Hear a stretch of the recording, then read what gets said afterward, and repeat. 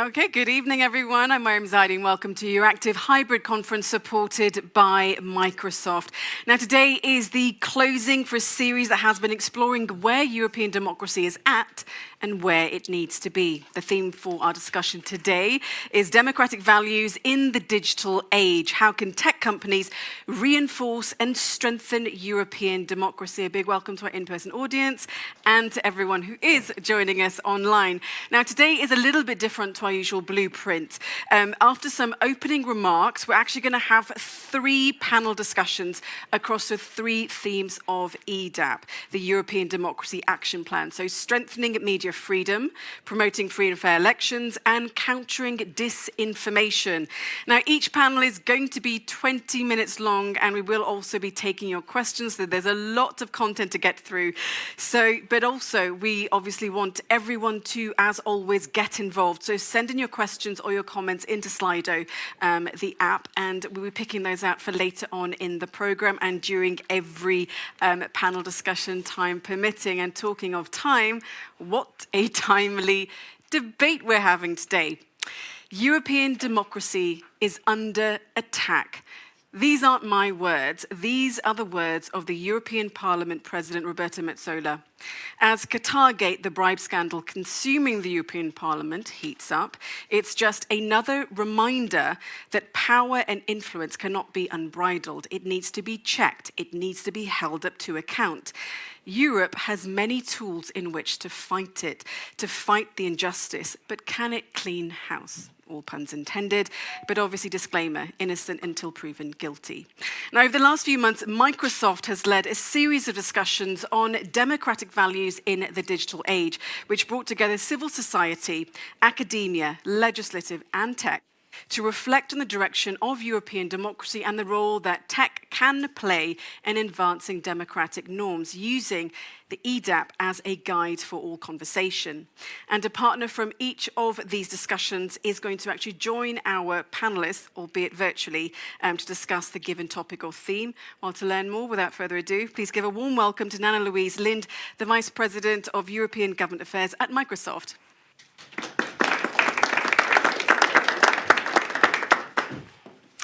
Thank you so much, and welcome, everyone. Welcome to our panelists and the audience here and the audience online. Very happy to host you here at Microsoft. As we heard already from our dear moderator, democracies are under pressure and democratic values are under pressure. Democracies in the world are declining. The amount is declining where they should be rising. Democratic values are under pressure. I think the war in Ukraine is one symbol of this. Disinformation, as you mentioned, is on the rise. Journalists are threatened more than ever, being surveyed, investigated by their own governments. As we have seen from the series here, and also what we found in our report on what we learned from the Ukraine war so far, these bad actors undermine entire democratic processes. And digital technology does play a role as a weapon. On the other hand, it can also serve as a tool to protect democratic values. So that plays that puts technology companies in a very important role and with a very important responsibility. And we can help in different ways, help combat misinformation. We can build tools to protect democratic values and processes, elections. And we've done a lot already at Microsoft. We've done a lot of work in Ukraine. We have built tools and services that help governments protect their elections. We are training journalists and governments in these tools and process and services. And we're also an active supporter of some of the initiatives from the Commission, European Democratic Action Plan. But there's probably more that we can do, and more that we should learn to understand our responsibility. And I think that's why, this series has been really helpful, also for us to understand better and hear other voices than our own. So we're really a proud supporter of this initiative, and I want to take the opportunity to thank EURACTIV for organizing this event and kick off these series. Our partners, University College Dublin, GlobSec in Bratislava, Central European Digital Media Observatory in Prague, for organizing these workshops, and looking very much forward to their findings, the outcomes of those workshops. Hope we can learn from them. My final thanks go to you as the moderator and the panelists, and I'm going to hand the mic back to you. Thank you so much. Thank you for those comments. Thank you so much. Okay, well, with that, Mr. Wojciech Talko, please do take the floor. He is, of course, a member of the Cabinet of EU Commissioner for Values and Transparency, Vera Jourova. Please give us your opening thoughts and keynote speech. Thank you very much.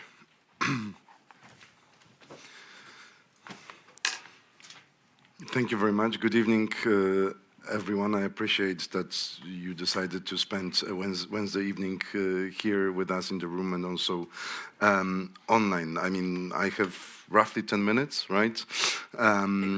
So I will try to essentially, I have one goal. I want to ask you for help.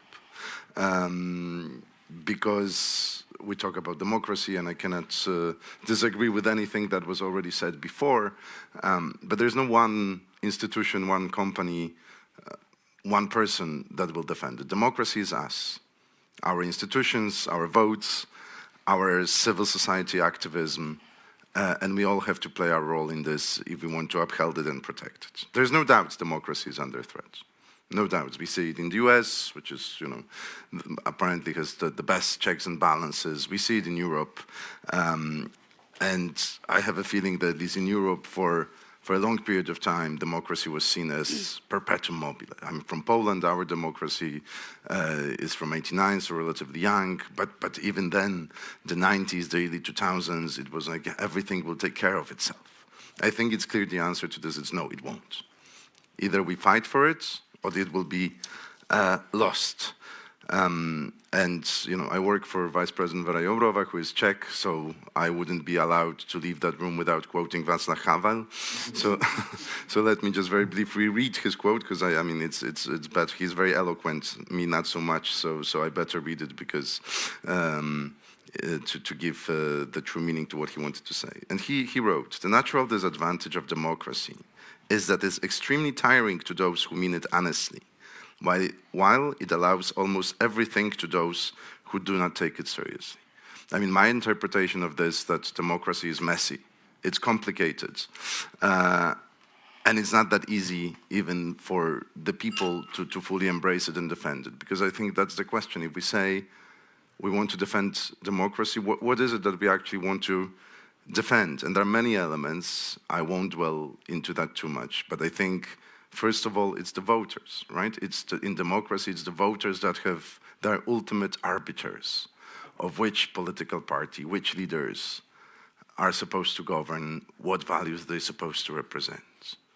And it's our job, I think, as the European institution, as the European Commission, to make sure that there's this level playing field, that the voters can take their decisions in the best possible information environment, having the best information available, trustworthy information, and can take free decision, or as free as they can possibly be. And for that to happen, the system of checks and balances have to work. And I mean, I'm sure you know what I mean. It's the free media, independent media, pluralistic media, independent courts. It's peaceful transition of power, free and fair elections, among many other things. And I want to be clear about it, because our actions, that I will say briefly a few words in a second, is not about ideology. It's not about being left-wing or right-wing. It's about, for the left-wing or right-wing people competing fairly, on the democratic scene. And I really want to thank you to Euroactive, to Microsoft, to all other partners who are organizing this event and these panels, because when I look at the 3 titles of the panels, it's essentially the pillars also of the European Democracy Action Plan. So I take it that we also did something right, at least with this plan. And I trust the panels will go into details. But so let me stress. Let me start by stressing the media, because this was something that I think this commission has really taken seriously. Before, the approach to media was, it's an economic sector. Yes, it is. There's a lot of private sector, a lot of money involved. Let's not touch it. It's a sector as many others, so competition rules apply, but no special treatment. We have departed from that.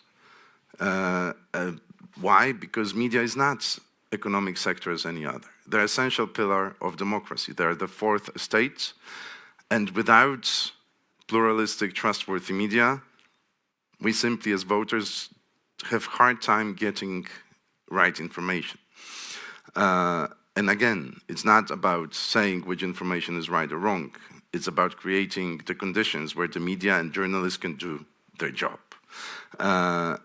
So we have done, I think we have advanced this agenda, and we're building the European layer of supporting media freedom and pluralism. Let me just mention from recently, we have adopted in September, we have proposed the European Media Freedom Act. This is already a controversial proposal, let me put it this way.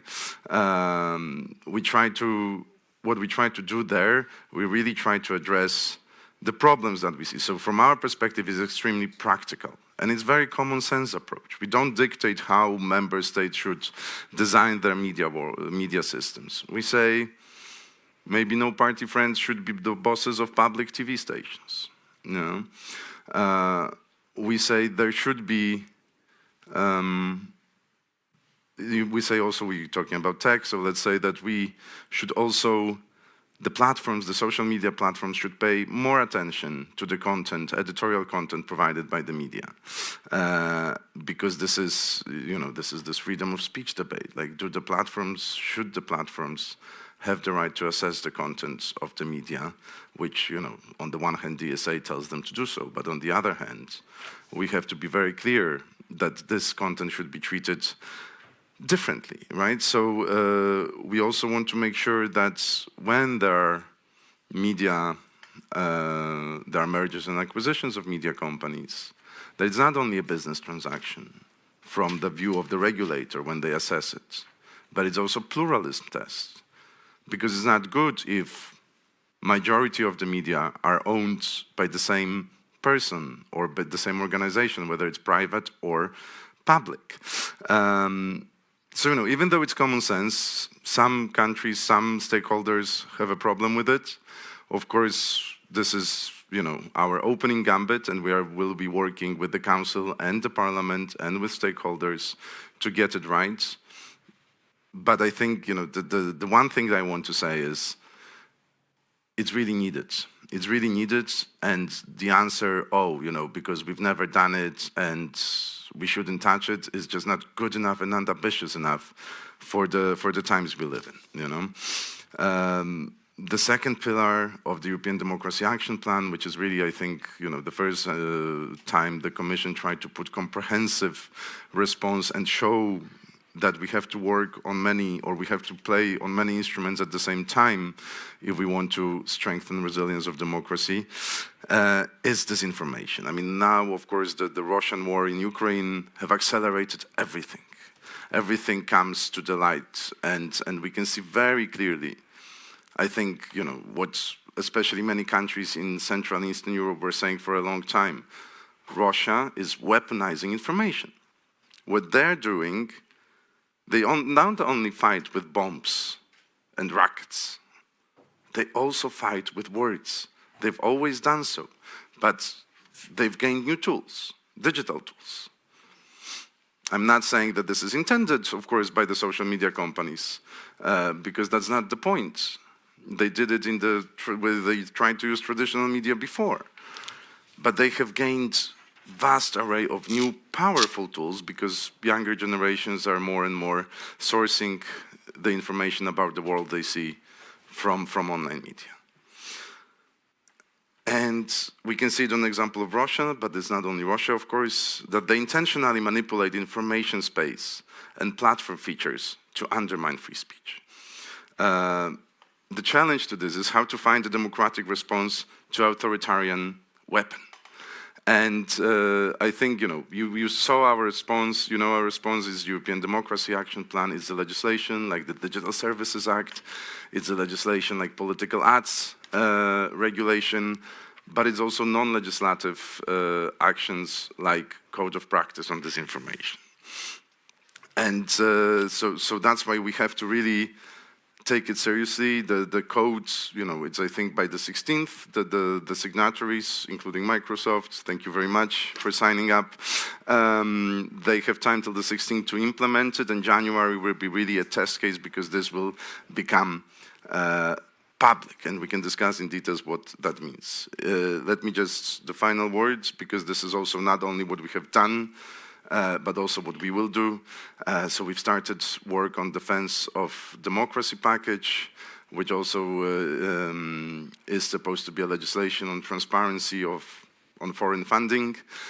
Maybe some relevance also to what you talked about in the context of the targets that we're seeing. Of course, it's not going to solve all the problems, but I think it gains new relevance in that light.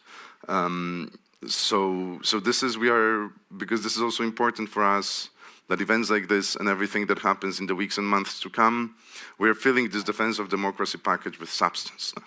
So we need ideas, we need creative ideas. This will be also revision of the European Democracy Action Plan. So we haven't done something, or we've done something not good enough.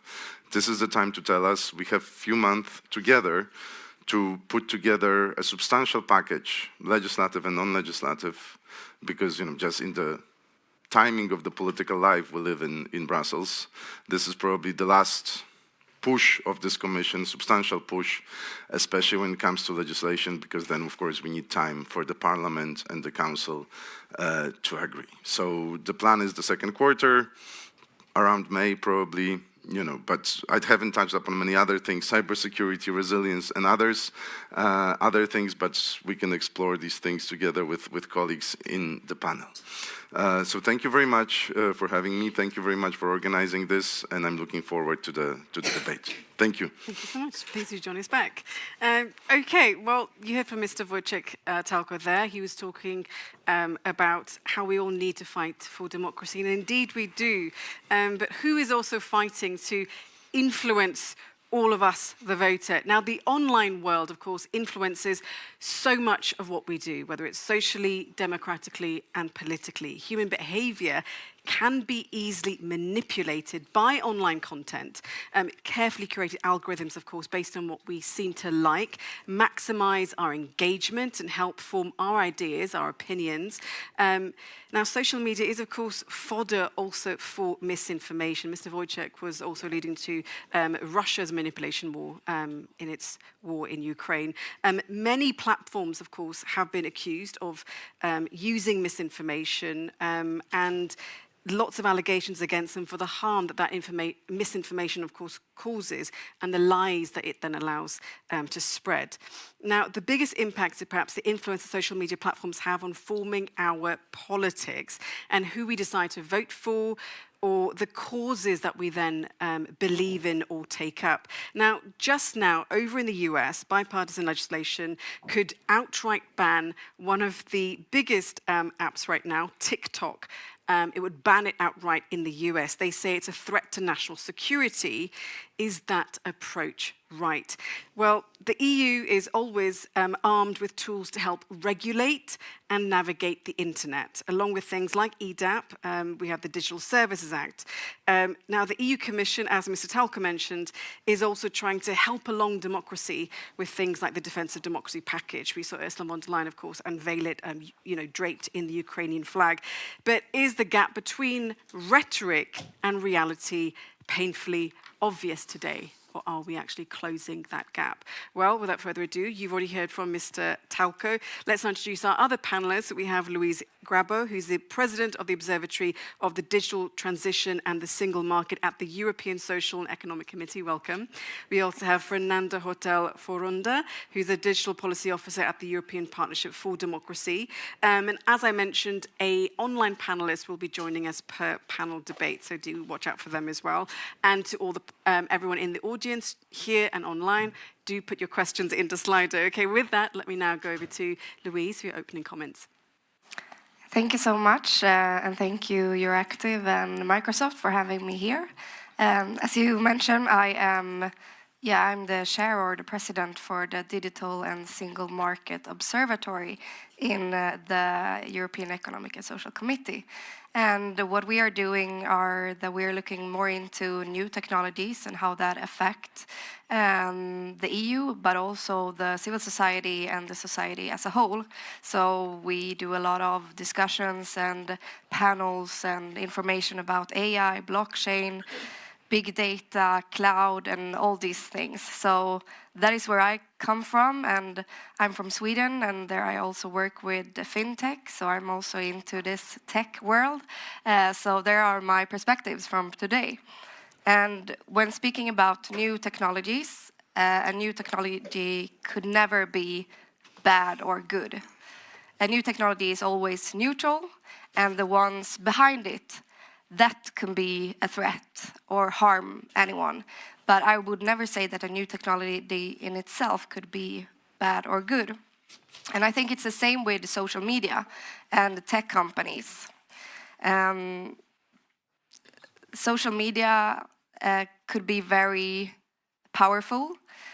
We've seen CEOs from different social medias that are maybe having more powers than any politician in the EU or any member state. And we should be aware of this, of course. But at the same time, there's not an option for the EU to try to create their own super app or super social media. This should be up to the market because the new innovations come from the market, and we will always see new social media and always new tech companies coming up. But what are the values that we want to see online? I think this is what we should focus on. And of course, we want to see free speech. We want to see safe platforms where young people, where kids actually at, so there should be some kind of a safe space. And we should, of course, promote competition on the market so we see new companies coming up. And this is some of the first words in this panel that I will say now, and I hopefully come back to some of them and get to say something more later on. But thank you. Thank you so much. I think safety and competition are two important themes that we will discuss later. Please, over to you for next. First of all, thank you very much for having me here. Thank you very much to Microsoft and to Euractiv. I would suggest that companies, including big tech, do actually play a very limited proactive role in the EDAP. Other than, of course, the EDAP, the measures there and the measures that the EDAP really implies or that underpin EDAP, which are the European Media Freedom Act and the DSA, of course, create obligations for online platforms and others. But just to try to enrich the discussion coming afterwards, I would suggest that there are a couple areas that are not exactly the core of the EDAP, but that are around the EDAP, where actually tech companies can play a role to reinforce and strengthen democracy in the EU. The first one was something that it's very interesting, and here I must disagree on the idea that it's exclusively the market that creates social media. The market creates them, regulations shape them, and that's the self-government principle. A democratic society is entitled to define how services are provided in that society. And something that the European Union has certainly done is to impose upon very large online platforms the obligation to assess risks, not only to fundamental rights, but also to civic discourse and to electoral processes stemming from very large online platforms, most notably social media. And there are provisions on involving civil society and researchers in identifying these risks and identifying the mitigation actions that need to be taken. But this is not very clear to many exactly how this will be taken into account, how public the process is, which structure does this have. And here I do think that big tech has a possibility to act in good faith and take in the expertise, the evidence, and the suggestions that civil society brings in. So that's the first point. Second, also staying in the DSA, access to data. So something that has been mandated in the DSA in Article 40, vetted researchers must have access and be able to scrutinize data by very large online platforms. Many researchers have been slapped in the past when trying to access data. They have ended up having to give up their research projects. Their universities have the funding by big tech to some of the universities has been withheld. We have experienced all of this in the past. Something to hope for is that access to data and scrutiny of data happens indeed in a smooth manner, as mandated in the DSA. Third, in the DSA, we really have a lot on recommender systems, and I must thank the Commission very much for the proposal that was put forward, which I think was strengthened through the legislative process, but essentially there we have the proposal by the Commission. And we have a large degree of transparency and a certain degree of informed choice by the user on the recommender systems.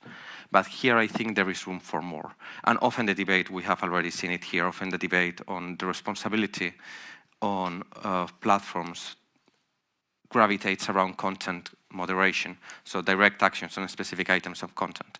But we have a much more structural key factor for democracies, that it's content curation.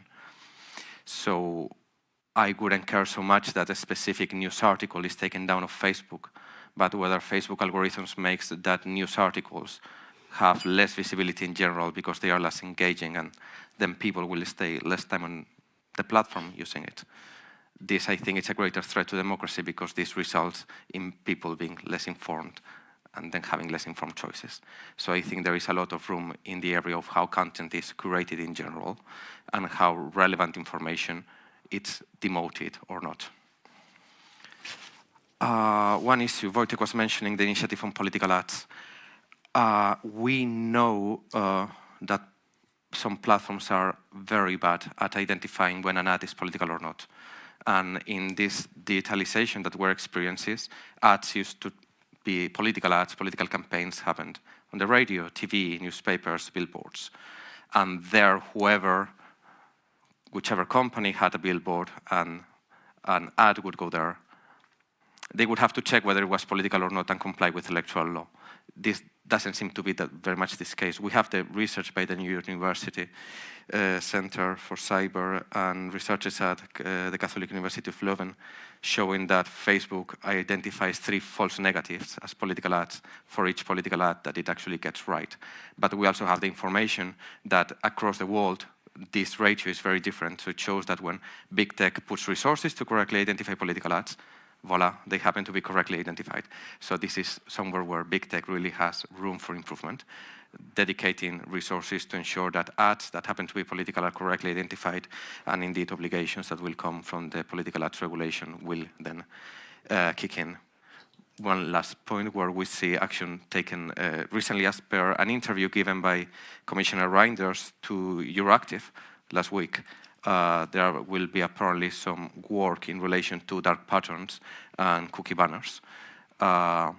We understand that understanding privacy as each individual's ability to just disclose information about themselves under their own control, it's a precondition of democracy. Because in a country where citizens' lives are not private, democracy is essentially not possible. And there is probably room to rely on genuine consent. We have recent decisions taken by the EDPB in relation to conditions under which personal data can be processed. Looking at legislative action likely coming up, a public consultation open already on online fairness, digital fairness initiative, if I recall correctly. We have room for improvement in how to genuinely and validly gather consent from data subjects before and while processing their personal data. Okay. Thank you so much, Fernando. Okay, well, let's kick off the first discussion then, and we are talking about media freedom and pluralism. I invite Eugenia Ciapera, who's the Professor of Information and Communication Studies at the University College Dublin, to our conversation. She, of course, joins remotely. You can see on your screens. Please start us off with your key recommendations. 1 minute, please, maximum. Thank you. Go ahead. Thank you. Contemporary news media are locked in a symbiotic, albeit unequal and occasionally antagonistic relationship with the state and digital platforms. Media freedom and pluralism requires that states clarify and sharpen the meaning of pluralism, demarcating its contours and offering protections from state overreach. Platforms, on the other hand, should support news media and journalism's important social and political functions, even if on occasion this may interfere with their business models and bottom lines. Also, I would like to add that certain forms of journalism that are necessary for democracy, for example, investigative journalism, should be systematically supported, even if they are not commercially profitable. Attention should be paid to the working conditions of journalists, especially on precarity, potentially dangerous assignments, and long shifts, as all of this may compromise journalism. Okay, thank you so much. Very snappy. Okay, Wojciech, your reaction then to what Eugenia said, and also perhaps comments by Louise and Fernando as well. Yes, thank you, Eugenia, for that. I mean, it's very difficult to disagree with this. I know disagreements would be much more interesting. But I can only say that indeed we agree on that. I mean, the pluralism, yes, it's super difficult to, I think, define legally, but especially on the EU level. But I think, you know, the idea or the direction of travel is super simple. There first of all has to be transparency, and this is what we try to mandate on the EU level. Who owns what? Because it's not very clear in some member states who is particular owner of that newspaper or that TV. And with this, of course, if you don't know who owns what, it's also very difficult to fully understand what are the interests. But sometimes it isn't just who owns what, it's who's on the board of directors of these companies and who's interfering that way. No. I mean, but that's, you know, we have to start this transparency from somewhere, and this is one of the elements of the Media Freedom Act. So let's see where we end there. I mean, full support to investigative journalism, local journalism, another form of this, not maybe automatically profitable journalism. Here, the Commission is trying to provide some funds. I think we also work with, for instance, with Euroactiv, but not only. And we want to have it more. We really want to have more money for cross-border, of course, cross-border projects, but investigative journalism and things like that. On working conditions, I mean, this is, I remember visiting with Vice President Jourova, meeting journalist associations. Indeed, this is every association in many countries we were in mentions that. And this is something that I have to say, I don't know what can be done on the EU level with the working conditions of journalism. That's why we have focused on something also very important on the safety because of journalism when they are doing their work, because we also see, even statistically, that the risks for journalism when they cover protests, demonstrations, somewhere where the police and big crowds are involved. And it's really getting worse. Migration. I mean, exactly, that's my point. It's getting worse. If you look at what Reporters Without Borders are saying about 2022, also because of the Ukraine war, you know, those who are detained, it's gone up 13.8%, 57 killed this year. I mean, obviously, as I said, the war in Ukraine has had an impact in all of this. But does that point to media freedom in the EU being at an all-time low? I mean, how do you measure that? I think where we are worried about is the trend, that it indeed is getting worse rather than it's getting better. And that's why we have to work on this. But it's the member states, and this is, Eugenia pointed to this, it's really the member states that have to pick up the baton on this and do more. And this is what we try to encourage them with the recommendation on safety, which is like we also work with the media sector on this, what should happen for this to work. But I wouldn't say, it's all-time low, it's very dramatic. I think we still have good media in Europe. We have a great tradition of the public service media in Europe. No, we have good media, though. So, I think the bigger issue is what is being done to them and the journalists who are feeling more scared about the kind of work that they're trying to do these days. In fact. Exactly, and the EU wants to be on their side, and I hope that we can find a solution to be on their side. Okay, thank you very much. Eugenia, let me just come to you quickly. The Media Freedom Act, you've heard a little bit about it. Do you think it's a farce or a game changer? I would say it's a good start. I think that a lot of the provisions are very necessary. It's a long time coming, especially in terms of protection from slaps and the safety of journalists, transparency of ownership. All these are measures that had to be taken to protect journalism. I think where the Act is perhaps less developed is in terms of supporting professional journalism. I think one of the biggest threats to media freedom comes because the business model of journalism has been eroded by platforms. This is the problem here. And this is where how I would respond to your previous question, that we see a paradox here, that more people than ever have access to publishing, but at the same time, professional journalism has been compromised because its basic business model has imploded, basically. So because of this, serious journalism can no longer function in the same way that it was able to 20 or 30 years ago. And the Media Freedom Act cannot do anything about this because ultimately, again, like journalism and media organizations are regulated by the market. Is there anything we can do to support them or to place them outside the market through perhaps a subsidy system? I don't know, but perhaps this is a question that we also, or an issue that we also should be put on the table. I mean, it was mentioned that the news industry is not like any other industry. So therefore, on this basis, maybe we can think about developing ways of subsidizing journalism because its function, socio-political function, is crucial for Europe. It's crucial for our countries. Okay, Louise, you're taking what Eugenia just said, and is there also a role then? I mean, she was saying that that tech has essentially eroded the rights of journalists, I believe. So, is there a role that tech can play in all of this to help journalists or media organizations? Yeah, definitely. And first of all, I would like to say, it's hard to say if media freedom is at the lowest point, but I would say like in modern time, we've seen, it's really bad. And even though when I'm speaking like from a Swedish and Nordic perspective, we see that they are in like the top position in this press freedom index that the Reporters Without Borders are publishing every year. But even though we see new kind of threats that we're talking about, for example, the biggest newspapers in Sweden are talking about hate speech against journalists, and that the police are not taking it serious enough. So the newspapers have to pay for security by themselves, and that's a big threat. That even though like the best countries in the world, there's still a problem. Let's just think about how it is in the worst countries in the world and how the problem is over there.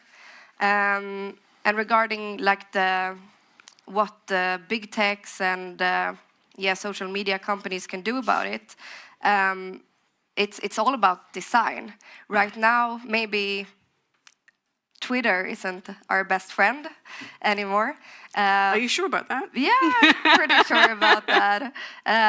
But social media such as Reddit is actually pretty good for journalists to use. So it's all about how these social medias are designed and how they could be used. But talking about Twitter then, the infamous Twitter right now as it is, and the blue tick saga and everything that's been going on, you can't just, I mean, using Twitter as an example, you can't just, we've seen in the past, they've tried to ban certain personalities or former presidents, but banning people, banning content, I mean, that isn't a solution in itself, at least not long term. So what else could come in its place? Because you can't just keep saying to people, okay, this is harmful content, or these people are bad, they're inciting something, or they're being harmful to journalists. So what's the solution then? I mean, how can you help the media talk to everyday people online in a forum that is constructive for both sides as well? Yeah, that's a really hard question to answer, but I think transparency in any way possible. For example, now Twitter is taking away this verification symbol, and I think that you now will need to pay for that instead of, I'm verified that I am Luis Grabo and I'm this person, and the same with Elon Musk, he's that person. So that just makes everything harder, and same for newspapers, for example, and for journalists. So that is not a good example. So more transparency and more information, so we know who is who, and so we can have more of the free speech, I would say. And then what about your ideas on the US sort of looking at or musing over this idea of an outright ban on TikTok? I mean, it seems bizarre that they're doing it, basing it on national security, but perhaps we know why. Is China such a big threat?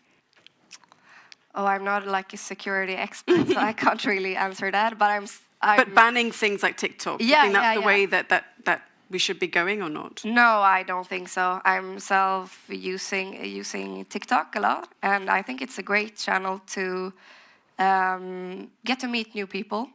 And getting out of your little bubble, so to say. And the algorithm of TikTok is very different from the other social medias. Now, of course, Instagram are trying to follow. So I think that is not the right way to go. And there we should rather have regulations. Of course, it's hard to regulate when it's a Chinese company, but I think we should look at other ways to do it. And Fernando, then, you've spoken a bit about the Digital Services Act, putting obligations, I think you said, on big platforms and search engines. Just talk us through a little bit about that, then. The obligations placed on them that I consider relevant for media or for democracy. On platforms and search engines. Yes, sure. First of all, back to the point on banning accounts and banning someone, I try to stay away as much as possible from US politics just to preserve the little sanity I have left. But I recommend that strongly to everyone else. You can feel an improvement after a couple of weeks. Essentially, something that I think that's pretty good in DSA is terms and reference of platforms must be fundamental rights aligned. So until now, we have had essentially an understanding that terms and references, terms and conditions, as well as the implementation of them, were up to the platform itself to decide. Something that I think is particularly interesting is this. Does this mean that we need to go for some form of freedom of speech absolutism where people cannot be banned? Not at all. I think we understand in Europe that freedom of expression can be restricted in very specific circumstances, including protecting the rights of others. If you are using a platform like social media to incite violence and coordinate an assault on democracy, probably you should not be allowed to use social media. Of course, these circumstances must be, the strongest possible safeguards must be provided to ensure that any type of action is proportionate to the need to protect the rights of others. But the protection of rights of others needs to be there. What I would like to do is to go back to the point raised by Eugenia, because I think it's at the core, and it's very little discussed despite of being at the core, which is how we ensure sustainability. Let me ask a slightly malicious question. Why regulate media that might not be sustainable in 10 years? But without sustainability, we don't have anything to regulate at all.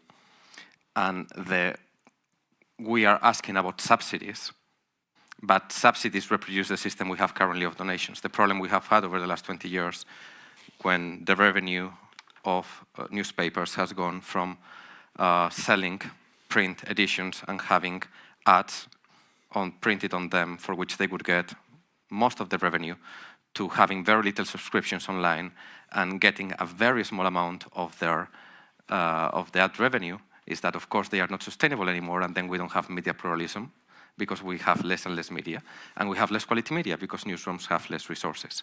So is the solution to these subsidies? No, the solution to this is addressing an obvious market failure. That is that we have a lot of media, but we have a very few key monopolistic players that happen to be big tech platforms that keep most of the revenue that goes to newspapers. If Google is getting 80% of the money for an ad that appears in Le Monde, probably Le Monde will not be sustainable in 10 years. Google will certainly be. We have action in Australia that we are not particularly fans of. There is more promising action in Canada. But fairness in the allocation of revenue from ads is absolutely essential. And everyone is talking about the big brother, which is the European Media Freedom Act as such. But the European Media Freedom Act comes with a small sibling, which is a recommendation by the Commission too. And in this recommendation, there are 4 points asking news media companies to become more sustainable through various actions. But probably the key to the sustainability is not within themselves, it's in their relations with the online platforms that keep most of the revenue. But in which ways are they being sustainable or being asked to be sustainable? If someone has access to it, but they asked to explore new revenue models based on microdonations, they are asked to explore new forms of shared subscriptions.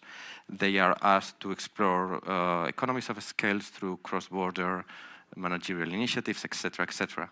But what I point out exactly is that beyond these recommendations addressed at the news media companies themselves, we should be issuing recommendations, if not hard law, at big tech to make sure, just like it will happen in Canada. Canada will establish that news media must receive a minimum percentage based on negotiation between the news media and the online platform of the ad revenue. So if someone is buying an ad to appear on the website of a newspaper, a minimum percentage, let's say 40, 50, whatever, will go to the newspaper.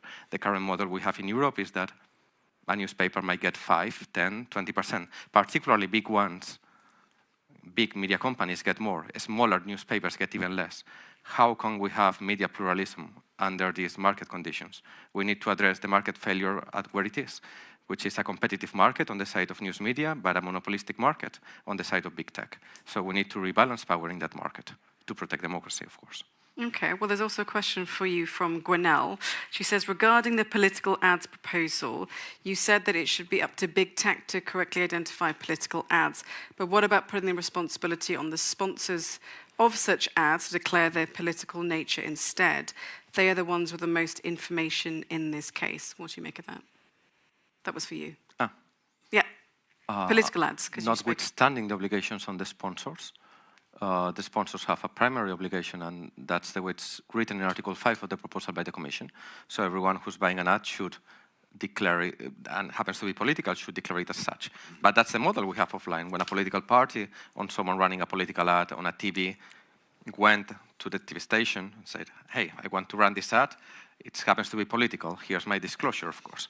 But this is notwithstanding the TV station, in that case, to check the ad before running it and saying to this actor, okay, you're trying to run a political ad over my TV station, but you haven't declared it. So please, do this, otherwise I'm not running it. This is exactly what we need online too. Of course, the primary responsibility remains on the sponsor. But there is a subsidiary responsibility on service providers if they happen to care about free and fair elections at all, of course. Indeed. Okay, well, I think we only have a few minutes left, so let me go around the panel now and ask you for your sort of key takeaways. I'll start with you, Mr. Wojcik. Key takeaways. Key takeaways from the discussion of the first panel we've had so far. All right. Your immediate thoughts.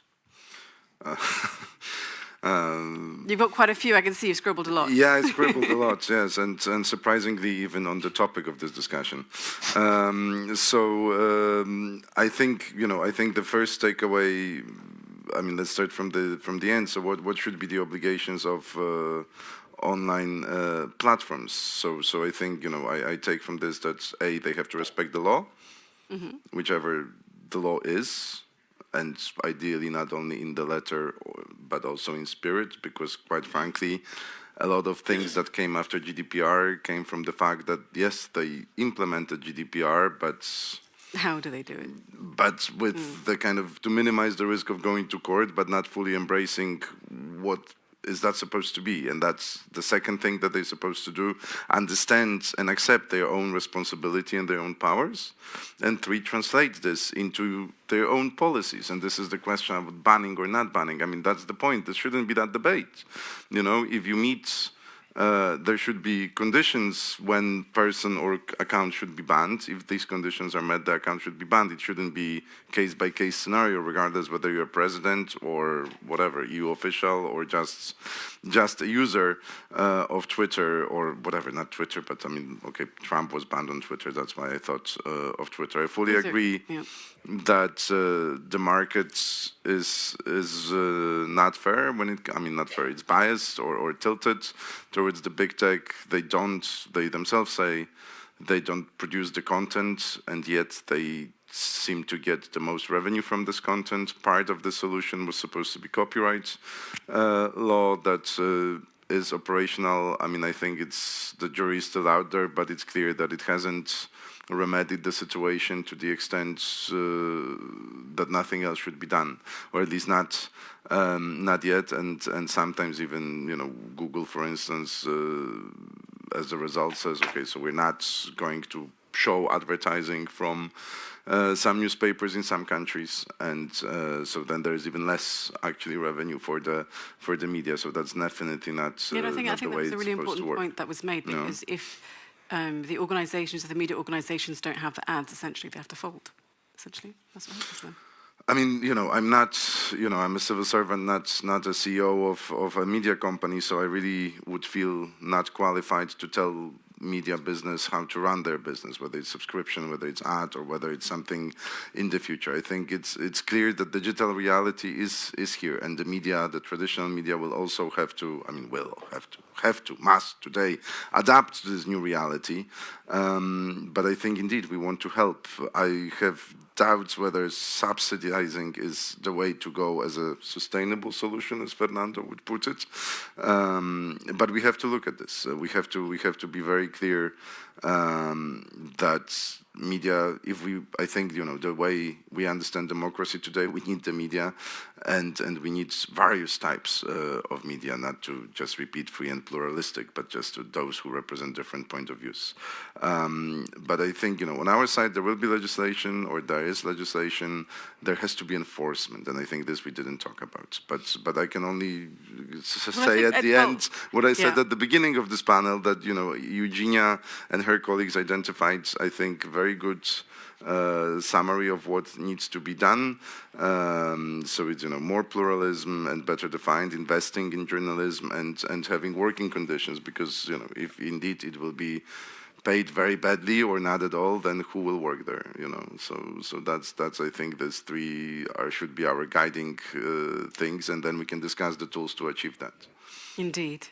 Louise, your thoughts? But also I think a lot of the discussion is focused on essentially the bad things that the media does, but there are many good things that journalists do, and they are under threat. Yeah, definitely. And yeah, I have nothing more to say around this, because I think Wojciech was really putting it all together and framed it very well. So I have nothing more to say right now. Any last thoughts, Fernando? In relation to media, yeah. I would highlight the point that this is something that has already been hinted at, but just looking at it from a very market perspective, the problem with media is that it's a very special market for 2 reasons. First of all, it produces a public good. Mm-hmm. It produces a good that does not only benefit whoever pays to read an article or see a documentary. Well, the public good it does is providing information. That's what a journalist does every day, whether you like it or not. It's providing regulation, and something we often forget in the spirit of what the single market is. It allows a single market to function, because without proper information circulating, companies cannot operate in a context where events are not discussed, events are not reported on. It provides the intelligence. It's very much the fabric of our society in this sense. The second one, I think 1 year ago we had, if I recall correctly, Vice President and Commissioner for Competition discussing a case of a merger of media, saying this is essentially a market like any other. And the idea there that we are just looking at the market structure purely, and its criteria you can apply to a merger between two news media companies is the same as whichever company producing pesticides. And the shift in paradigm to say, no, we must look at the impacts on the market structure, and we must look at how this will impact media pluralism, because actually in some cases it might enhance media pluralism. In some others it might hurt it pretty bad. So including this perspective, it's a very welcome shift. Let's see how to best structure this, because of course there are two different languages, the language of competition and the language of media pluralism. And how do we combine the findings of an assessment on the market structure with an assessment on media pluralism? That is going to be difficult. So it's a very welcome shift. The shift is quite revolutionary, if I may say so, but we have a lot of work ahead in finding the best way to structure and to make it work together, the media assessment, the media pluralism assessment and the market assessment. Okay, thank you very much. And then Eugenia, your final thoughts on media freedom. Well, I suppose, like, for me, the takeaway from this discussion is that it is imperative to address the whole political economy of the digital public sphere. And that's what needs to be done as a next step. And if there is a reconciliation necessary between what Fernando referred to as the market assessment and a pluralism assessment, then this should take place within a broader kind of like understanding of how the political economy of the digital public sphere works. So if you have corporations having monopoly over the distribution of information, and they're in an antagonistic relationship with the producers of information, then something must be done to kind of like bring them in a more kind of like, well, a symbiotic relationship, as we mentioned in our recommendation. Thank you. Thank you so much, Eugenia. Okay, well, moving on to our second panel then. We were discussing the other role as well of not just the media, but of social media, which sort of nicely segues into another pillar of EDAP, countering disinformation. Now, as you were hearing, so many different actors are going to vie for power in a democracy, whether they're domestic or foreign, and they will look to influence, in some cases, even destabilize. Now, this can, of course, erode trust in democratic processes and institutions, including the media. It can put elections at risk. It can put perhaps not the best person in power. It can prevent citizens from making informed decisions and impair freedom of expression. So is the European Democracy Action Plan actually helping to counter disinformation? Well, to kick off, I'm going to go online. You can see her on our screen, Jana Kazaz from Globsec. Please go ahead for your key recommendations. Good evening. So one of the main recommendations that came out of the workshop we had in Bratislava in November 8th on countering disinformation is that global tech companies should continue deepening cooperation on all levels. What we mean by that, and we have three components of it, is that first, global companies should continue developing a close working relationship with all stakeholders, especially with fact-checkers, researchers, and civil society organizations such as we are, Globsec. And we have to say that the basis of this cooperation were already put in place by Code on Practice on Disinformation. Second element is that global tech companies should ideally start to communicate and cooperate with each other also when it comes to take down more efficiently illegal, harmful content that is being spread across various social media platforms. Once there is a harmful content identified by trusted flaggers on one platform, it should be not accessible on others. And lastly, global tech companies should establish dedicated teams with native speakers serving as a point of contact for respective countries and thus replicate this working relationship that was currently established on EU level, also to national levels. Thank you. Thank you so much. Okay, Wojciech, I'm going to come to you again for a reaction to what Jana just said. I mean, I think all these recommendations, because the code of disinformation, the anti-disinformation code, essentially has been upgraded now, and from September it's a new version, and I think it's exactly also the cooperation with civil society. These are very important features on this one. I think especially the national languages, we see that now with pro-Kremlin disinformation on Ukraine. I mean, it's very easy to see also by the opinion polls how, in Slovakia, in Romania, in Bulgaria, or in France, it's a very different type of narrative that they're using, because they're smart. They know who are they talking to. They know their audience. And it's sometimes shocking to hear from authorities of these governments that, whatever, Facebook would have one person dealing with this. And, it takes a week, of course, to even respond to question. So this was really something that my boss also has insisted on every meeting with the tech senior executive, like, it cannot be only English, it cannot be Europe-wide data, it has to be specific if we want to understand what's really happening and tailor our response accordingly, and I think for me personally, I think one of the biggest achievements of the code is creation of this ecosystem that Jana was talking about, because we really want to avoid having anybody, whether it's the Commission, the national government, or Mark Zuckerberg, deciding what is truth or not. That we cannot have that. So how in democracy, how can you do that? It's indeed through this collaboration between fact checkers, civil society, big tech, and I think this is the biggest value of this code. And indeed, the idea is to elevate it to much higher degree and to support the fact checkers, the civil society, the EDMO structures, and everybody around, so it becomes, it can fly even higher. One thing, tell me. One question on what Sure. you said about truth. Isn't it the problem nowadays that everyone has their own idea of what the truth is, and isn't that also perhaps an area where you have this discontent amongst people?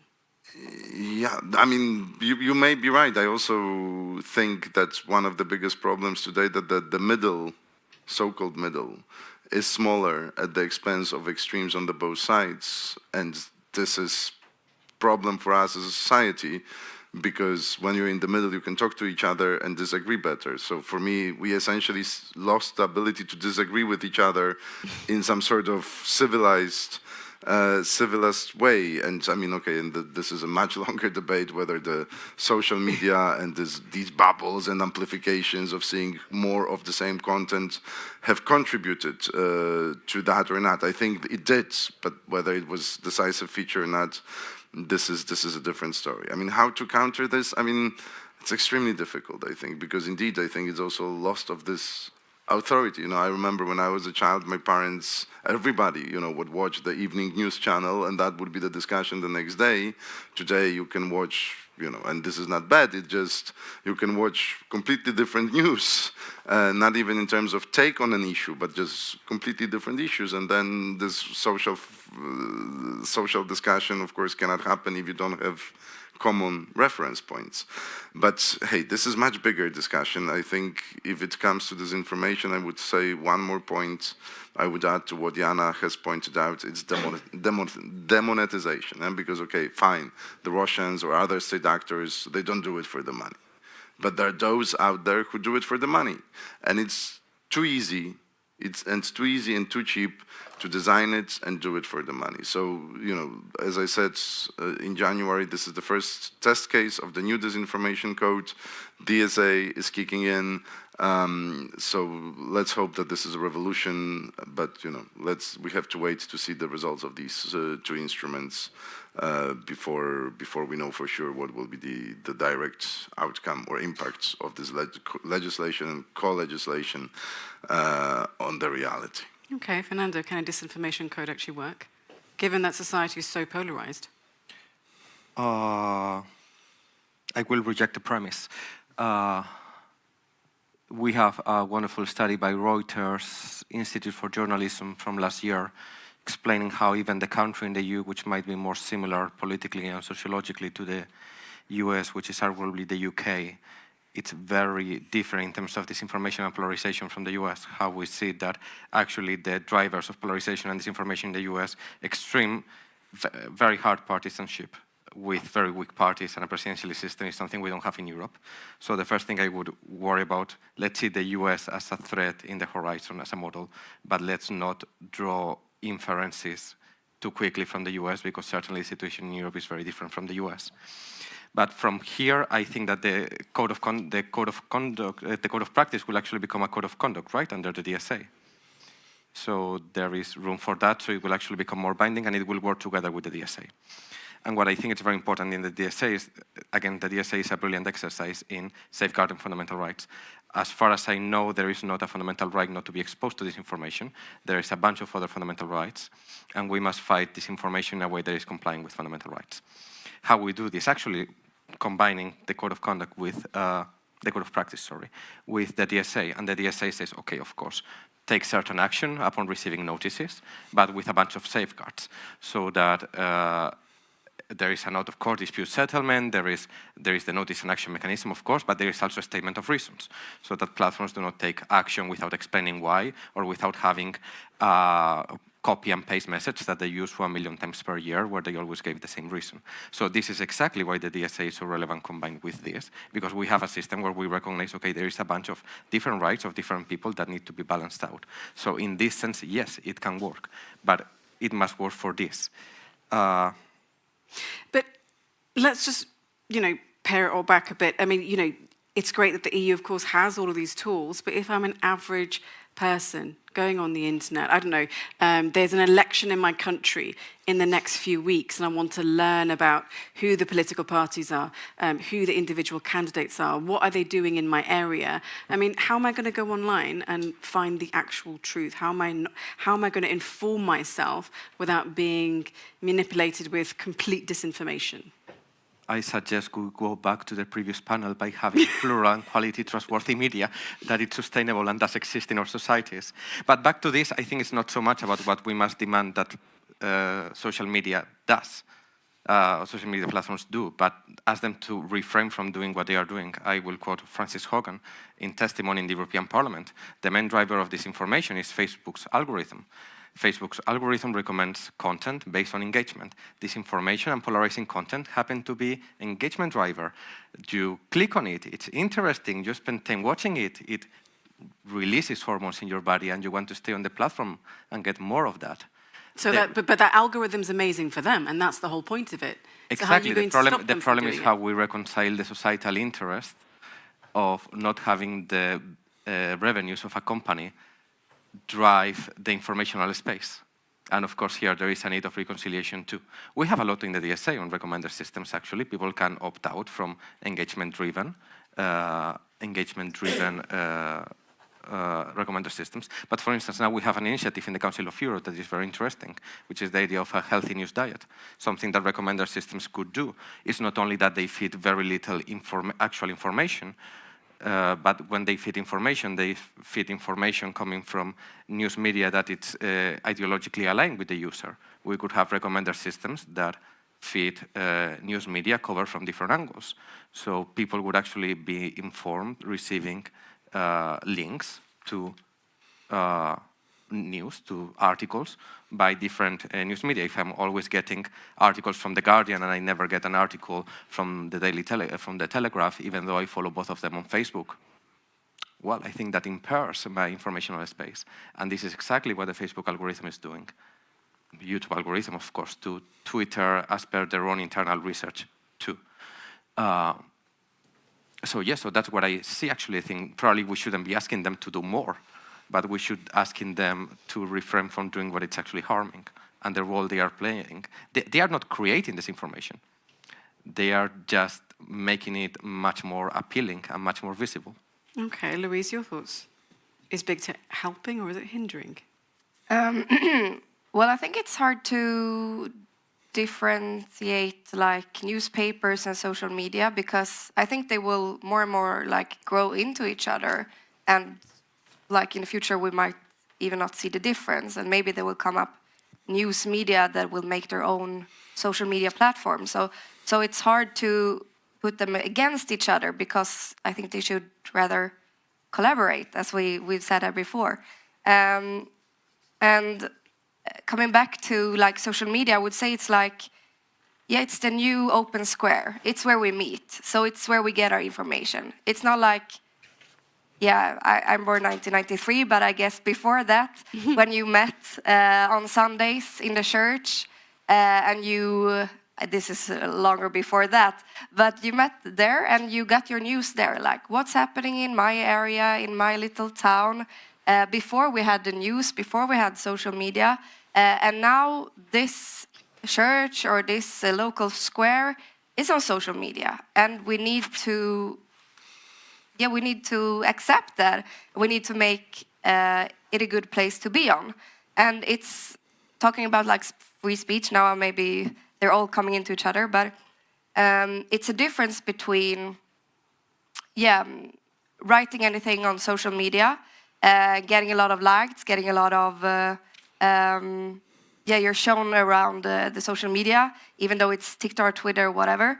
But it's different if you're having an anonymous account and you're getting your voice amplified by the algorithm. So there should really be a difference here, I think. And we've seen that of different social media where accounts that are not verified, that we don't know who they are, and they are spreading disinformation. And we can't really do anything about it. So okay, but do Gen Z? I mean, you're from Gen Z. Do you realize that, or do younger generations realize that when they? I mean, obviously, online. Being online is the way of the world now, and it's how younger generations have been brought up. They haven't been brought up with physical newspapers and things like that. But when they're going online, are they realizing that there is disinformation out there? I think sometimes maybe the younger generation are better in understanding this than the older generation. Sometimes you see people sharing things on Facebook thinking it's real, and you're like, oh no, what is this? But that is the space where they go now, I mean, generally speaking. So do they believe that the information also that they are viewing online, younger generations, do they believe that that information is also fit for purpose? I think it's different all over Europe. I don't really know how it works, but in schools, for example, in Sweden, it's very much focused on learn how to engage online. But of course, it could be much better. I had something else around that, but now I forgot it, so I will come back to that. Okay, well, can I yes, just please, very, go ahead, very quickly, because I think it's, I don't know whether I fully agree with this aspect, with two aspects. First of all, the difference between the social media and media is one produces content, the other doesn't. And it's very clear difference, because professional media obey to some standards. Like, for instance, you have to verify the news in two sources. And among many others, and that's where the difference comes from. Social media, Facebook, doesn't have its own content creators, because it's the people, we are the people who create the content there. So it's essentially an empty sheet of paper where people fill in with space, and that is a very important difference. And that also is some of the problem that we as users of social media should be able to distinguish who is producing this content, because indeed seeing an article from The Guardian could be something different than seeing whatever, a picture created by me, you know, which if it comes from the media, it's generally a fake verified news. source. And another thing, it's not a public square. It's social media. This is what they were trying to tell us, that that's why they shouldn't be regulated, because they're public square. But they're not, because the way algorithms work is they're actually dividing this and taking us from the public square and putting us to discussion clubs, but people with very similar views. Indeed, in the past, I could, if I was running for a candidate or had an issue, I could go. I still You don't seem like you agree with me. No, She's twinkling her face. Go ahead, because on public square you could say and everybody could listen. And today I can design my message. But not everyone has a voice in the public square. Only the biggest voices have a voice on the public sure, but you square. could hear what others are saying. So if I go out in the center of Brussels and start shouting, "You're a thief," you will hear that. If I do it on social media and I pay for it, but what I would say about an algorithm vouchers, is you can always try to beat an algorithm. You can, I mean, for example, if you just like cats and rainbows, then the algorithm is just going to show you that. But if you actively then try to change your algorithm, you will then be, or you start to search for different things, go into different spaces, you will then be, able to see all kinds of information. It's just about how you, as a user as well, use the tools and how you engage online, which is important. Yeah, sure. I'm just saying social media, because they're driven by algorithm, it's not a public space. It's not a public square, sorry, it's a public space, but it's not a public square principles. And that's why we regulate it, because if it was, DSA is exactly about that, is to bring the principles of the public square debate into the online world. And that was the reason, the main arguments against the regulation from social media companies, they were saying two things. We're a public square, so don't judge us what is out there. And second, we're just the pipes, you know? Like, I mean, we're not responsible even for the sewage that goes through it. So these are really this is, you know, they lost this argument, and we shouldn't be supporting their argument that they don't put out there anymore, I mean, you know? We're not supporting that argument. I mean, obviously, everything needs regulating, whether you're social not media everything or the needs media. regulating. Well, maybe it's not all regulated. But then, for example, if you see social media as a threat, which seems to be the case, how is, for example, the European Commission using social media to then engage with younger generations? Badly. Because badly? Okay. Yeah. Well, how could you do better? You should be on TikTok. We should be on A certain TikTok. commissioner is studying to be a proficient user of Mastodon. There you go. Okay. Just one. Yes, Yeah, go ahead, also, yeah. Building up yeah. very briefly on Wojtek, because I think it's going to be the same point. It's not only about the standards. I completely agree with Wojtek on that point. But there is one notion that is already in the Audiovisual Media Directive that it's upheld and strengthened by the Commission in the ENFA proposal, which is editorial responsibility. It's not only standards, it's that there is someone taking responsibility. Journalism is a journalist adhering to standards, but an editor checking and an editor ensuring the quality. I can affirm that journalists do have standards, Well, and their let's not editors forget and about their this. producers and everyone within the chain adheres to the codes of Because practice. as long as I know, a couple of years ago, last time I posted something on Facebook, I had no editor checking what I was publishing. And this is the very fundamental difference. Well, then you should also think about the place where you're working at. Okay, we have a question from Gwenelle. She says, given the importance of fighting against disinformation online, what do the panelists think about Article 17 of the Media Freedom Act, which gives the possibility to any entities to benefit from advantage gained by VLOPs when it comes to moderation of their content? Perhaps that's your area of expertise. Oh, no? I'm drafting a public statement on that, so...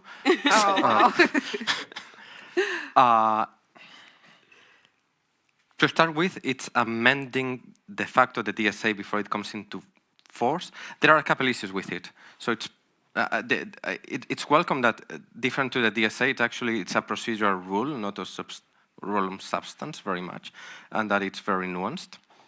But there is a problem in Article 17.1 with self-definition of media. So anyone can declare to be media, platforms should accept it as a fact that anyone declaring to be media should be treated as media. And something that I'm completely... The Freedom House runs these reports yearly on freedom in the internet, freedom in the net. And they've been looking for over-removal or over-regulation of news media content. There's no over-removal in any EU country. I've checked the last 27 national reports. I couldn't find anything. So I don't think there is a policy. If I understand correctly, the Commission does a policy proposal because there is a policy problem.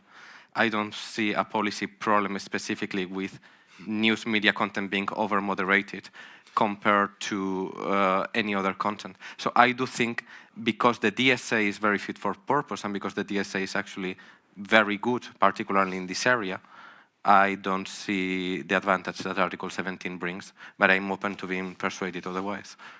Article 17 came, it's the media and the publishers themselves that flagged this as a problem, you know. I mean, in some regulations, we try to capture the potential problems that will arise in the future. I mean, I hate this phrase, but we try to future-proof. But okay, you know, and this comes from the publishers themselves. And now, in the context of war, we hear Ukrainian media who had to go online, and Facebook is their internet, but Facebook have very strict own policies on depicting violence, for instance. So, because, you know, normally it should be for cats and dogs and good things, and that's fine. But how do you inform if Facebook becomes de facto your internet and your viewers are there, how do you show the massacres in Bucha and in other places when you cannot depict violence? So the only the idea behind Article 17 of the Media Freedom Act is to create an early warning system. So say, hey, you, Facebook, whatever. I mean, poor Facebook. I keep mentioning them as an example, but okay, they will survive. Hey, Facebook, before you remove the content, editorial content that, is subject to the standards we just talked Yes, about, very much so. have a channel of, give them an early warning. Say, hey, guys, you're violating my conditions. There's Well, a I yellow think card, nowadays you see that. You see that online, whether it's, a little video clip that you're going to see on any social media platform to anything you see on the website of a news channel. There is always this sort of little screen, this black screen that comes up, says viewers might find this information disturbing. Yeah, I mean, but that's fine. The problem is that and this is, again, this is from these Ukrainian media themselves. They say, well, we are shut. We have, for days and weeks, we have no response to Facebook. Why did they shut us down? What have we done wrong? And this was their main source of revenue as well, given in the context, the war context we're in. And this is extreme case, but these complaints or these concerns have come from publishers, also not only Ukrainian, but others. So, I mean, again, I'm not a journalist, I'm not an owner of the media, so I cannot quantify it. But I think it's fair that we create this early warning channel as saying, still respect the DSA, of course, right? Implement your moderation policy, but treat the media a bit more special. But isn't this already in the DSA when we... If it was, we wouldn't be proposing it again. But I of course not in the same wording, but isn't it indirectly when in the risk assessments we are saying take particular care on freedom of expression, particularly by media organizations, we have in 34 in a way. I think it's a very interesting debate going forward. Fernando, if I may, I feel, and maybe this is a strong word I'm going to use, but I sense a little bit of hostility against the media from you. Hostility against the media? A little bit of hostility, yeah. I do represent a media freedom organization, so I wonder. But no, it's interesting because sometimes I think the media have a bit of a bad name, and perhaps the way in which, I don't know, it seems that the way in which we've spoken about, there's a little bit hostility attached, and perhaps that is how the general public sometimes views some sections of the media. I think it's fair. I think I don't have any hostility towards the media, and I wonder what have I said that makes you think that, honestly. Well, listen, look, I'm glad you don't. But no, I do think throughout my intervention, I have been critical of the way media content is dealt with by online platforms, not the content of the media as such. And particularly think I'm arguing for, there's many people that are very happily saying, take down this information, may this include media content or not, and I'm precisely arguing no. In this euphoria about taking down this information, you're probably infringing on the rights of media. I think it's precisely the opposite. Okay, good to know. Okay, we're a little bit over, so I'm going to go to Jana for some quick final thoughts. Okay, I would like to react to something that you mentioned actually at the beginning, because for most of the part I agreed with what Wojciech was actually mentioning, but you were mentioning that there is like people have more types of truth and where is the truth and so on. So I would just go there and say that there is just one truth and there are many opinions, and we cannot touch opinions of people that they express. But we can fact check those opinions that are backed by information that are wrong, that are backed by facts that are actually wrong. And this is what we have fact checkers for, and this is where they come into picture and on social media. And together with platforms, they can actually take down the amplified opinions backed by misleading information. So this is what we are going for. Otherwise, people should be freely they should be allowed to express their opinions that they have, but we can fact check those that are actually backed by false information. Thank you. Thank you so much, Jana. Okay, we're going to move straight away to our third panel, which is election integrity and crises. Now, to use the words again of the European Parliament President, Metsola, she said, to those malign actors in third countries who think they can buy their way forward, who think Europe is for sale, you will find the European Parliament in your way. But is the European Parliament in its own way? There are lots of calls now, of course, for better scrutiny, better transparency of how the European Parliament works and MEPs to curb lobbying, etc., etc., etc. Given elections to the Parliament are coming up, what comes next for the European Union? Well, let's find out as we, of course, discuss election integrity and crises. To kick things off, you can see her on our screens, Elżbieta Solarczyk-Krosova, who's the head of regulatory unit at SEDMO. Please go ahead for your opening recommendations.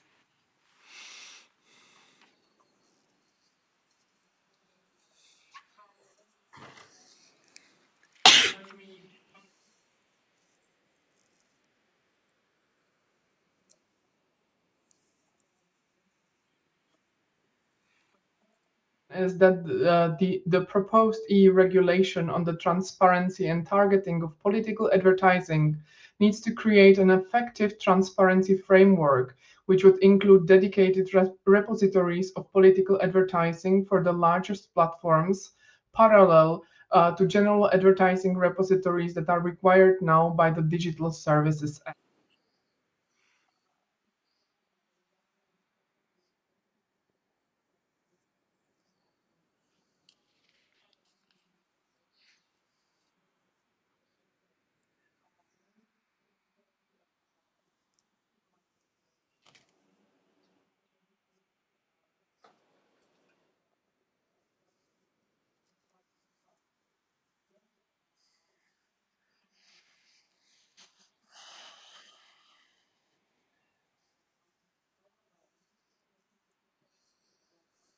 Be carefully drafted in order to provide sufficient protection to the freedom of expression and not to become a tool for censorship.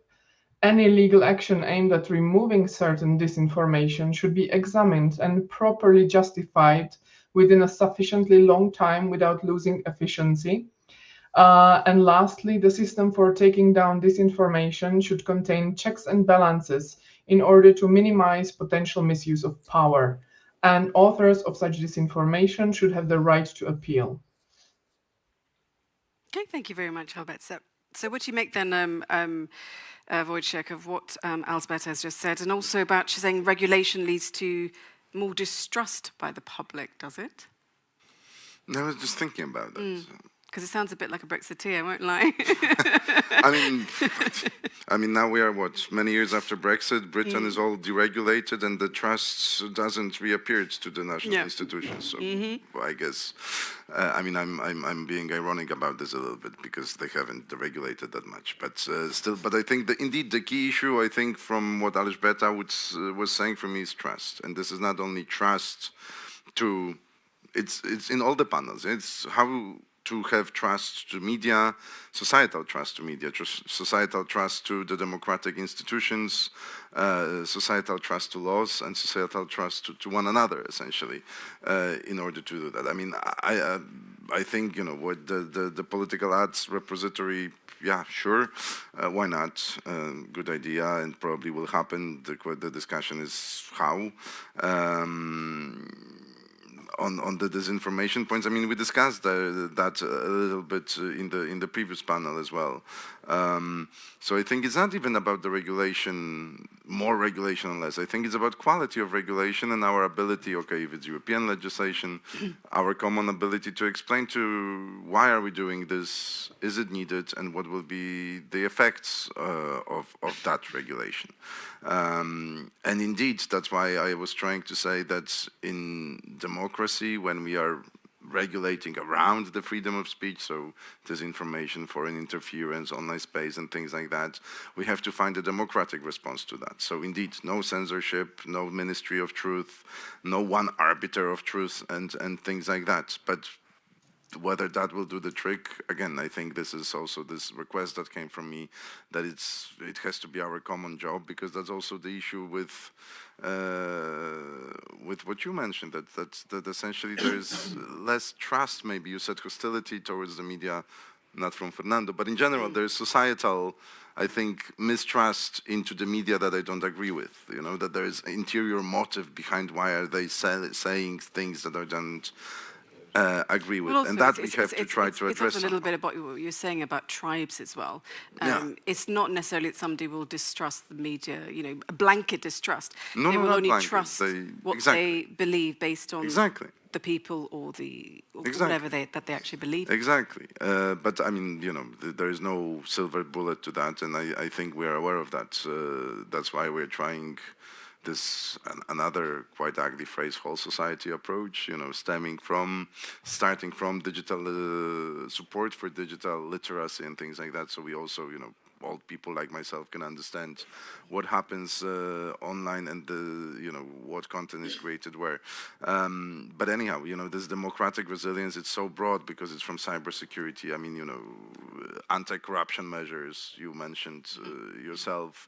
Although here it's just quite interesting, just last word, because I'm from Poland, but if I follow American politics or any politics and there is a corruption scandal, when somebody is caught, it's never the institution, right? It's not the whole Congress is corrupt, it's the Republican Party or Democratic Party. Here, somehow, interestingly, for the European institution, there's one MEP caught, and all of a sudden the entire institution, if not one, all of them are guilty of corruption. So it's quite interesting why this phrasing, allegedly. Innocent until proven guilty. But it's quite interesting the framing of this as well, and that this is the European Parliament is corrupt, whereas when, you know, an MP is caught sometimes on the national thing, it's specific MP from a given party. So, well, I think it's also, I mean, I don't want to go too much into the details of the case because I've said it's an ongoing case at the moment. But I think it's the scale of the kind of corruption. It's sort of come out of nowhere, essentially. I mean, it's not to say, no offense to politicians, it's not to say, I think we're all aware, wherever we are in the world, corruption exists, whether it's in politics or any other area. It's just the kind of scale of it. Out of nowhere, you've got someone talking about bags of cash and, you know, various foreign actors involved in the, you know, in the works or trying to influence what the European Parliament does. And I think that's the problem, is this idea of why were they trying to influence and who was trying to influence and how have they perhaps influenced what the European Parliament or was trying to do. And we don't obviously have. But why the European Parliament? Why? That was my point. Why are you saying the European Parliament was trying to do? I mean, if they caught one MEP, the question is what they were paying her for, allegedly. Allegedly, yeah. Allegedly. Everything I say is allegedly. Even if I don't say the word allegedly, I mean allegedly. Why are they? Who paid her? Not the European Parliament. What did they want her to do? Not the European Parliament. I think it's super big distinction because you cannot just extrapolate to 700 people that are working there or like MEPs but we don't know and if thousands of people. For now, we don't actually know if it was just her. Other offices have been sealed. We don't quite know exactly what the situation is. And as I said, there are different state actors, you know, different people saying, you know, information's coming out. Is Morocco involved in it? Is Saudi Arabia? That's also another allegation. Is it Qatar? We literally don't know at the moment what is going on. There's just so many allegations going on around Yeah, but we know it's one MEP. We do know it's one, and yeah, she does. I don't want to undermine this. It was more narrative thing because, you know, this, you know, it's great that Belgium, you know, the fact that she was caught allegedly red-handed is great testimony of the actually how anti-corruption services work. You know, I mean that's just it's actually, you know, but this is also something we have to learn and learn from the crisis. And you know, already President von der Leyen has indicated the work that we have started on this interinstitutional ethics body. We have to look at the transparency rules, whether they could be strengthened. There will be anti-corruption package coming later this year that was announced, you know, during the State of the Union later this year, next year already, because we're at the end of this year, sorry. So there are elements planned that could improve the situation, and hopefully we will find a way to make it more difficult for those who are tempted to accept bag of cash, you know, to be caught like they were this time. So there you go. I think the question is what can be done better, and what can be done more by the institutions themselves, and how to support the law enforcement agencies, police, and others across the member states, so they can do their job even better than they're doing now. You say it's just one MEP, Yeah. allegedly, but the fact is that it's a scandal that has sullied the reputation of trust.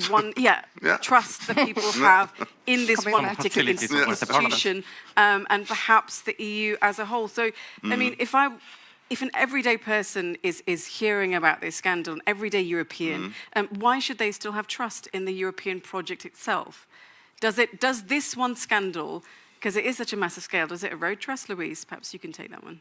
Well, I agree. It's a big scandal, and I think, for like normal people in Sweden, sometimes I think that maybe what's happening in EU isn't that well covered in media in Sweden. So that's maybe a bit of criticism against media and the EU in Sweden. But I think this is very problematic for European institutions. But we need to remember that EU are bigger than certain politicians, and the European project is about ideas and visions. And the best thing about democracy is that when you're disappointed at the politician, you can fire them. So let's do that. Indeed. And Fernando, what then can the EU learn? You've seen in its very good moments, the war in Ukraine, it really rose up to the task at hand. It's shown how well it can support Ukraine. But then also we have perhaps a worse moment we're seeing right now, we're living through right now, this whole Qatar gate. So what can the EU learn from all of this? And where does it go to now? I will tie it, as it was done, to the idea of trust in institutions. And the points by Alberta were very on point. I work a lot on political ads, and I would have struggled myself to summarize that much and to concentrate so much in 1 minute. I would say that the issue is that in relation to elected institutions, we have two challenges that are interwoven but are nevertheless different. The idea of ensuring that elections are free and fair, and the idea that nevertheless those who lose them can accept them, so the idea of trust. And the idea that we can have actors at the social level, at the societal level, but actors at the political level who distrust the result of the elections, even if they are free and fair. So I think the Commission is very right putting forward this initiative on political advertising, because we need to ensure free and fair elections. And the moment ads go online, ads are very little regulated across the EU in member states, political ads online. So they needed European regulation. There was a response needed, particularly with the European Parliament regulation ahead in 2024. But there is the issue of trust. There is a very interesting ruling of the German Constitutional Court on electronic voting machines. They essentially said they are perfectly fine. They are safe, but people will not necessarily trust them. So even if they are safe, we shouldn't be using them, because we don't want to give people unnecessary reasons to distrust of democracy when we can just spend 20 minutes checking papers to see who voted for whom. It's not worth it saving 20 minutes if that is going to mean distrust on democracy. So I would invite, when thinking about political ads, which mechanisms we put in place. I will put Zuckerberg on here. Zuckerberg, in one of his famous speeches, he goes and says, we are here to disrupt everything. And probably democracy, here is, sorry for overquoting, but here is Hannah Arendt. I think one doesn't need to be a conservative to agree with Hannah Arendt in one point, that democracy relies on a minimum tradition. Whether we criticize it, what we do with it, but without a tradition, whether we accept it, criticize it, reinvent it, there is no possible democracy, because we need these minimum agreements, and these minimum agreements are things we inherit. So how can we actually regulate political ads in a way that now that political ads changed radically, because they go from being on TV, from being on the radio, being on billboards, to being on screens, on your laptop, on your smartwatch, on your phone? How do we ensure a minimum element of tradition so that there is not only free and fair elections, but elections that citizens can trust the results of? Okay, well, I have a question here from Adrian, based on what you were saying as well. Adrian says, democracy depends on having a healthy middle class. Average citizens hate politics, and the media because they feel big government and big tech go together. Why should citizens even trust big tech to favor inclusion? Anything too big and too powerful is bad for the middle guy. No. What do we make of that one? They shouldn't trust big tech. Why would they? We don't need that trust to private sector to necessarily have healthy society. So that's my no. I don't think so. I think what we need is the dose of skepticism towards everything we see around. I kind of have a feeling that too many of us are a bit too little critical about reality around us. In what sense? That we take things at face value, that's the point. I mean, why propaganda is allegedly, my new favorite word, thank you very much for my that. My pleasure. Is allegedly so successful because we believe in it, and I think with the dose of skepticism, maybe we wouldn't. The same when it comes to personal data usage of private companies. We're not bothered by it. If we were, maybe they would do it a bit less. So yeah, I mean, I don't trust them. I think it's not necessary to trust the big tech or any big company necessarily. I think they would benefit from healthy dose of skepticism from society. Go ahead. Yeah, I don't know if I agree, but I think as long as you always talk about more regulations in here, and of course, that could sometimes be good. But I also see difficulty when we have big techs because they are really good in lobbying and they want regulation if they're formed their way. So I think the conclusion to all of this is that we should have more competition because in the social media market, we talked about like in a few years ago, yeah, Facebook is the biggest thing. All users, they're the hugest the company all over the world. But now we see they're coming in new social media companies. And I think we should strive for having more European social media companies. So then we need to open up the market and we need to say, we want more innovation, we want newer companies to compete with the big techs rather than just regulate it all and we'll just have the big companies. Well, there's also a question which says, should we break up big tech like we did in the early 20th century in the United States? It seems like a slightly old-fashioned, outdated concept, but what do you think? I don't think we need that. It's more competition. More competition is the the answer. answer. Go ahead, I think we'll have it in 20 years. We often discuss big tech in a very superficial manner, which is horizontal competition. So Facebook having a different Facebook. The problem of Facebook is that it's vertical competition. Think about the electricity market. There are a lot of companies that go from the moment electricity is produced until it's delivered at your apartment. So there is someone producing it, there is someone stabilizing, there is someone that puts it in the grid, and there is someone ultimately even checking how much you have consumed or not. So there might be 4 or 5 companies since the moment electricity is produced until the electricity is delivered you. Facebook or YouTube, what essentially they do is that they integrate vertically in the same way an electricity company could have the whole system. So they are hosting the content, they are giving you access to it, they are deciding which algorithm you have. You cannot have a third party. This is perfectly technically feasible. Having a third party, having a company different from Facebook, this do for you the recommending what will you see and not. And that's where we don't have competition. Probably we don't need a second Facebook. Probably we need a better Facebook. Let Facebook do hosting and let Facebook be a player in the recommender systems. But if we want competition and markets, why don't we break up? We have done this over and over again with good economic results in other sectors. We have prevented economic integration vertically. The problem is that digital world was very disruptive. Everything happened very fast, and we consolidated, and we are taking for granted as natural, exactly as Wojtek was saying. We take things at face value. We take it for granted that a company can have this huge degree of vertical integration. We wouldn't be allowing, sorry to go back to a stupid example, in pesticides. But we happen to allow it for social media. So I'm pretty confident in 20 years, we will get fed up that the DSA will deliver, but only to an extent. So will the DMA, but only to an extent. And then we'll look for solutions and we'll go for the obvious. Split them vertically. Okay, interesting. Okay, final thoughts from Elsbeta, please. Okay, so I unfortunately didn't get the option to react on the reaction on the more regulation can lead to more distrust of the government. I would like to clarify a bit on that in that regard, because we actually, on the national level, we had research, sociological research that actually showed that sometimes people think that if a government is putting too much of national regulation in place with regard to disinformation, then the common people are afraid that this might turn very easily into the tool of censorship. So that's why we mentioned in our recommendation that this regulation, like a vast regulation, could lead to distrust, especially with the history of being a communist country in the former period.